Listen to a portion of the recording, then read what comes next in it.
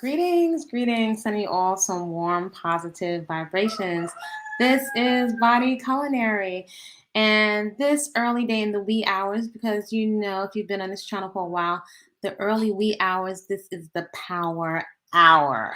This is a really special time of day. And this early day, I came on to share with you something I think that may perhaps be very, very helpful, which is why can't you lose weight? I like to say weight release. However, what's commonly known and what people are searching for is why can't I lose weight and keep it off? So, this is a concern for many of us. If we just look at how many diet books are still out after all these years, more diet books will come out this coming December and January. More diet books will come out. So as someone that is, if you're new to this channel, welcome. I'm Body Culinary, personal trainer, professionally trained chef, nutrition consultant, lover of all things natural, natural born woman. Welcome to the channel, whatever your expression is. And I've seen quite a lot, several decades in the industry, and I think this can perhaps be helpful for a lot of folks. On this channel, I like to share some of my journey of radical self-acceptance of my unique features. I encourage you to do the same. I also love to encourage what I call peaceful consumption. What that looks like for me is food that loves me back, right? That doesn't leave a lot of waste on my waistline. So fresh, whole living fruits, vegetables, seeds, nuts, preferably raw for me, or uncooked and unheated, sprouted legumes, and also herbs. You'll have to find your own sweet spot. I love to encourage you to start a garden because it's so deeply therapeutic, good for food security as well.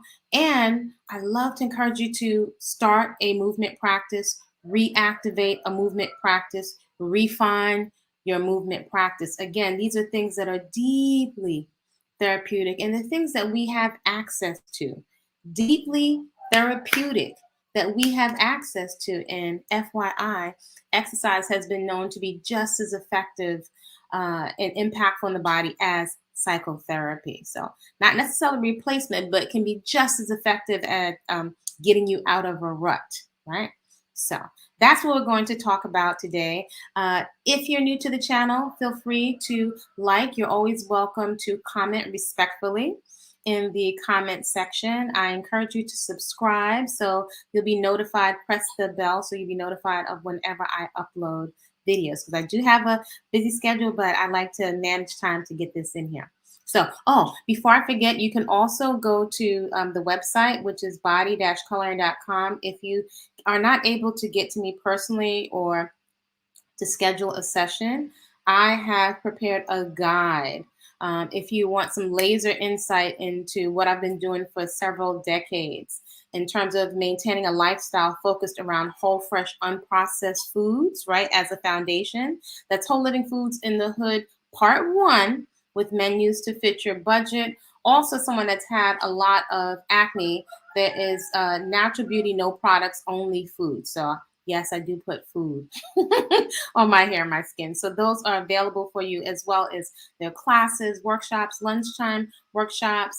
We just had goddess cakes, waist beads training, efficient, effective fitness, common sense nutrition, and cocoon is coming up. So if you have any issues with registering, do hit me up at info@body-culinary.com. And for those folks that feel like they need something private, feel free to put that into the contact area. So with that being said, let's get into today's video, right? Why? And I'm just going to be very honest with you. I'm usually the trainer, the coach that in the beginning of the session, especially when I get my hands on some folks that are young mothers, or I've had a whole demographic of clients, right? Some that have more resources than others. So when I see folks, it's precious to them and they've really made an investment in themselves, I'm like, I'm going to save you a couple of packages of training. I'm going to keep it real with you. Or this is like if I got my mother or my grandmother, or I get some Afro people in front of me. I'm gonna be honest, and this is pretty much with anyone. I'm gonna say the same thing. I'm gonna tell you. I'm gonna give you the shortcut. So here's my list of why you are not losing weight and why you will likely not be able to keep it off. So you may want to get a pen, a paper. Maybe this will resonate or hit you in your solar plexus. So here we go. Number one, not enough fresh vegetables. Fresh, fresh, fresh. Because over here, the food literally is the medicine. We have a lot of these sayings, but a lot of it, we say the sayings, we repeat them, but it doesn't have the impact. We're not eating enough fresh vegetables. And perhaps I'm going to go in more into detail on each one of these, perhaps on the site or maybe on the Patreon. But number one, not enough fresh vegetables. Number two, we're eating late at night and not burning off that fuel. In particular, if you have a lot of extra adipose or fatty tissue to lose and you're not eating at a time where you're digesting the food. So a lot of these guidelines with all these different types of strategies, a lot of times we're mimicking them, but we're not putting them into a context for us, our lifestyle, and for our bodies. We're just hopping along to channel, which you do need to do your research and following each person, but not taking into context our particular lifestyle and our particular body and our particular triggers. Number two, eating late at night. Number three, especially, greetings, especially for those folks who may be vegan, vegetarian, or whatever your health kick is, keto, zone, whatever the labels don't mean anything to me at this point after several decades. It's really about the results. Eating too much nuts and seeds. Too much calories is too much calories. And one of the areas that most of us are most resistant to is being accountable. More about that later. Too much nuts and seeds. Many of us have no idea of a portion. And so something that can look so little may be packed with a whole lot of fuel or calories. Number four, poor digestion. We're not assimilating what it is that we're putting into the system. So we're walking around with a lot of undigested meals, one on top of another, on top of another, on top of another. We're not spacing them out, and we're not moving enough to digest this stuff. Five, this is a big one. Woo! Shout out to all my folks in the hood, Long Island City, Queens, Brooklyn, IT, the continent. Stress. Again, this is something we hear it all the time, but it's not, there's something missing where the impact is not hitting us, because if the impact hits you enough, you will change. It's not hitting you hard enough. So stress, unrelenting stress in relationships, with money, and with health. Perhaps you've gotten a diagnosis and you don't know what to do and you're panicking. Perhaps even with your loved ones or your spouse, or your partner, and your children, you're constantly, your pattern, right? Not to make right or wrong, if you step back objectively, your pattern is extremely stressful. You're always arguing and fussing. And by the way, none of us is exempt. I'm not exempt. Nobody is exempt. I'm not holier than thou, because I've been very cut, ripped, fit numerous times in my life. Fortunately, I have a lot of habits that protect me or that keep me at a certain level so I don't have to worry about certain things. But I don't take anything for granted. Stress. So I invite you to consider your patterns with your relationships, money, whatever your situation is, and your health. Number six, ineffective communication skills. Again, this is not making ourselves bad or wrong. So if you look at number five, if you're constantly triggered, and I would say we're exposed today to an environment of what I call triggeration, right? Many of us may not really be digging the impact. We may not like, well, this is it. What am I supposed to do? We're just going to go over these reasons why. The ineffective communication skills, not bad, not wrong, but however, if the pattern is continuous, something is ineffective. So, well, we'll talk more about the other solutions. Let's just get through this list. Number seven is cognitive dissonance. Cognitive dissonance. We know how many books and libraries on diet books do you have on your shelf? Maybe you've had a trainer. Maybe you've got several gym memberships in your wallet. Maybe you've got every piece of exercise equipment. You bought weights and trampolines and you've thrown them out. You know, but knowing does not necessarily equate to doing.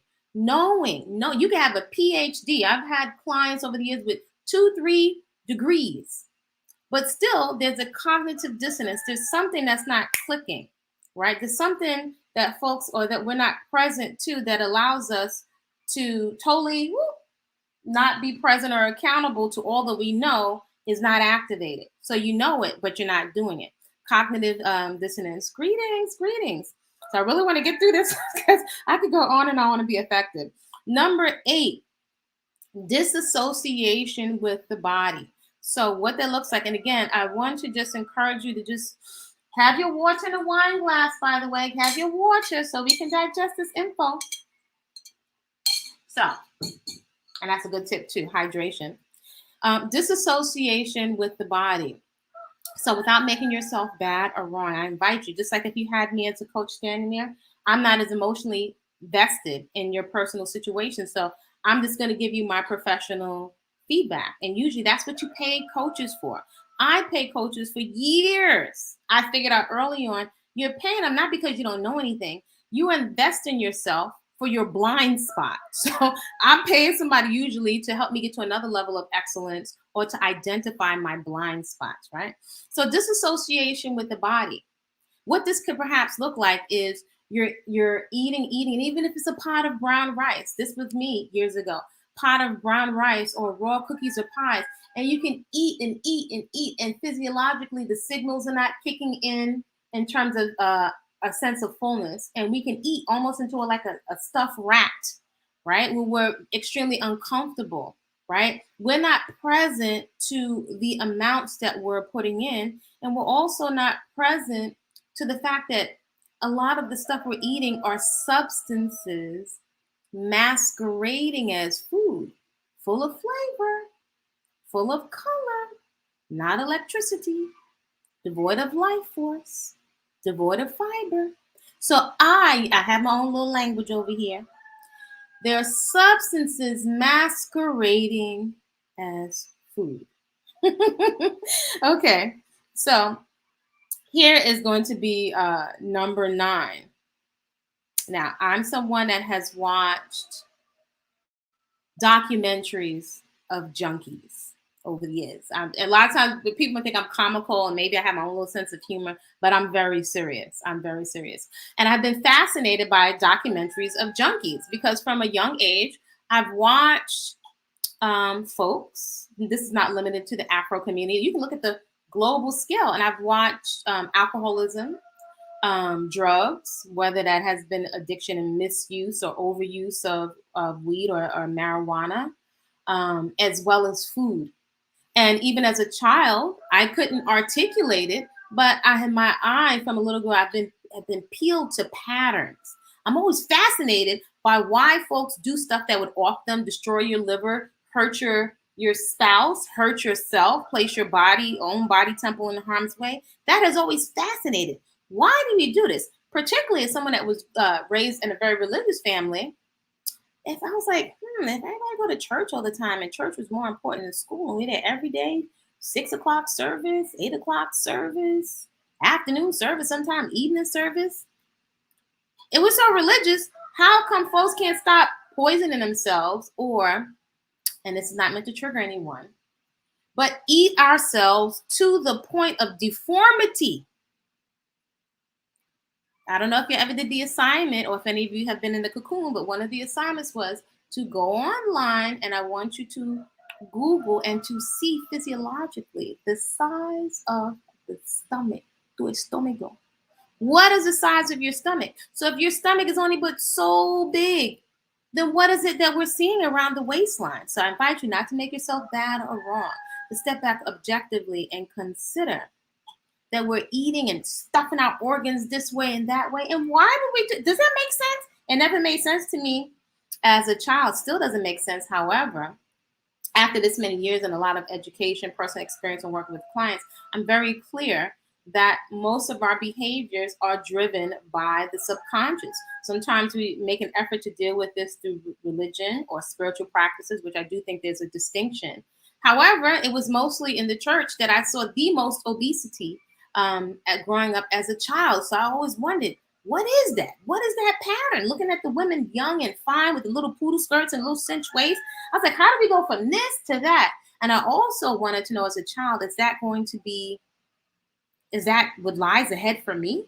So my eye has been peeled from a child. So number 9, keeping in mind, researching junkies and the patterns and watching, some women, it's like, who wants their face torn up from drugs? Like you have pock marks in your face, eating away at your skin, or needle marks in your hands.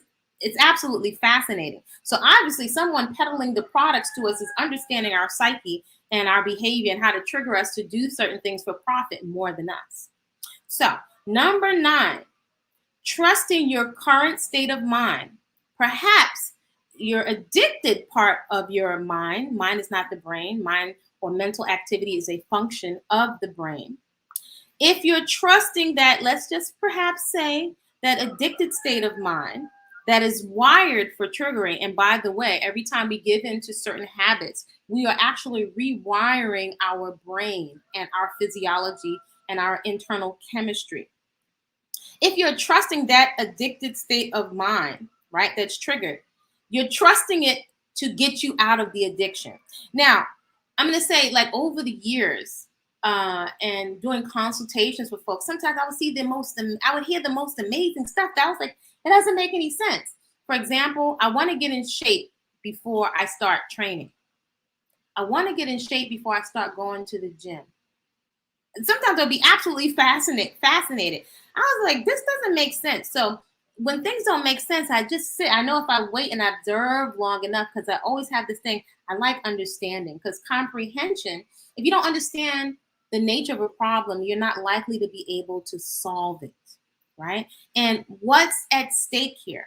What's at stake is our longevity, right? We're not going to use the labels right now for diet. What is at stake here? This is for males on this channel, females. I know there are a lot of women that come to this channel and of different ages. But what's at stake? And if you're in your 20s and your 30s, especially in the 20s, you're just not thinking long term. Your longevity, even if you live longer. Some people say, oh, my grandmother, this person lived longer. You're not them. And the likelihood of disease or dis-ease or pain is a humbling factor.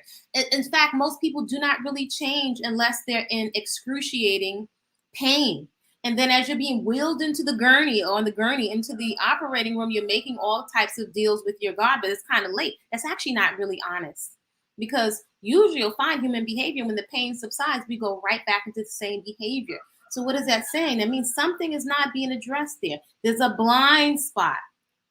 That's it. There's definitely a blind spot. So basically, if a junkie or an addicted person or a fixated person, whether that's socially acceptable drugs or substances masquerading as food and the cookies and the pies, a lot of them, and I was totally junk food junkie.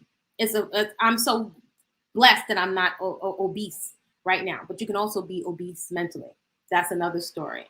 So if I was to trust the junkie part of my mind, let's say, to get me unjunkified and to get me unaddicted, that makes no sense, because at the point those triggers get hit subconsciously, you're going to go into the same behavior. So how do we reverse engineer that? So if you've been trying to lose weight, and I like to say, I'm big on reframing the narrative, releasing weight. I invite you to try on releasing weight more so than losing weight. And I invite you to consider the only weight that we want to lose so we can relax. Relaxation is key. The only weight we ever want to lose or release is adipose tissue. And if you're trying to come at it only from dieting, especially as you become more seasoned, you don't want to become a skinny fat. You could really compromise your tone, right? Because we want to see tone as well as your strength, and deprive yourself of nutrients. Plus, the moment you start eating, if you're very, very restrictive, then you'll gain it back. And so how can I just give you like a shortcut? Your form follows your function. We can't expect the body to be supple and toned if we haven't given it any kind of work to do. That's just how the body works. I didn't make it up. I make it up, but there is a science to it. And I encourage folks to find your sweet spot.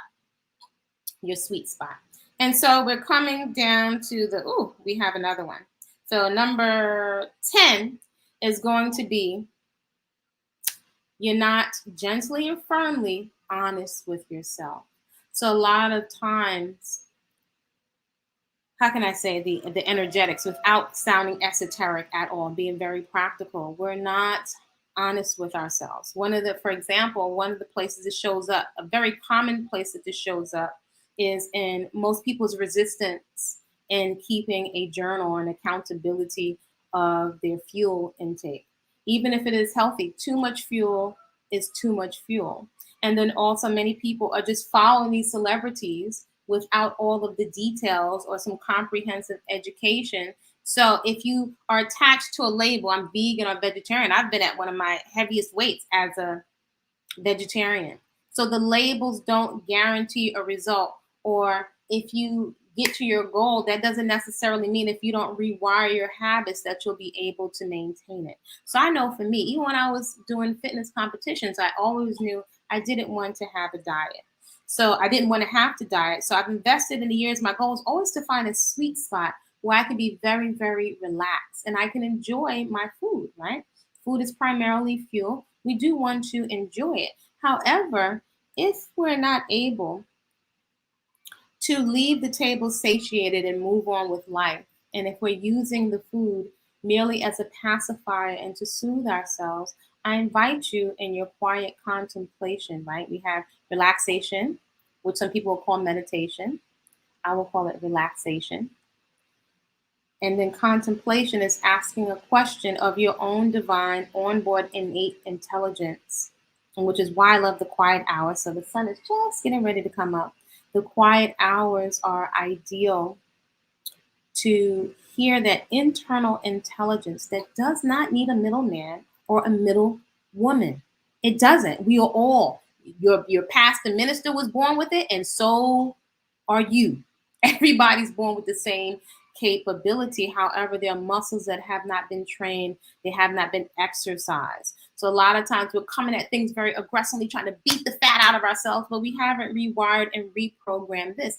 And it takes effort. It takes something. It takes investment. So the final one is going to be your big enough why. Why not get a little bit of chill there? Your big enough why. Your big enough why. So I can perhaps share with you my big enough why. And everyone is different. Call me sensitive. When I look at the amount of sufferation, the mastectomies, the amputations from one of my uncles, not a weight all at all, but amputations of limbs, bariatric bypasses, weight loss of hundreds of pounds and to gain it back numerous times. That's emotionally painful.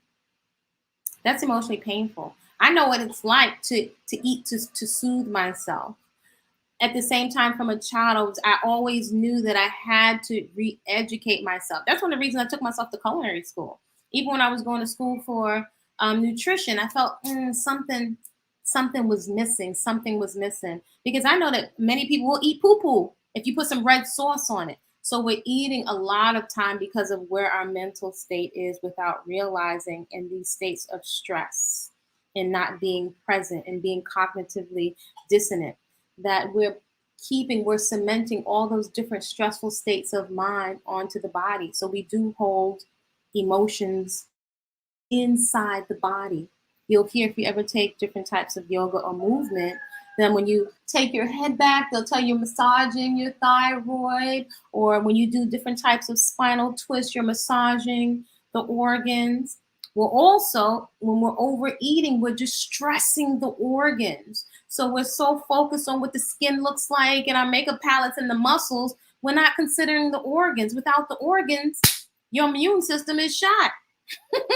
So we're moving in a pace in the world that is so outwardly focused.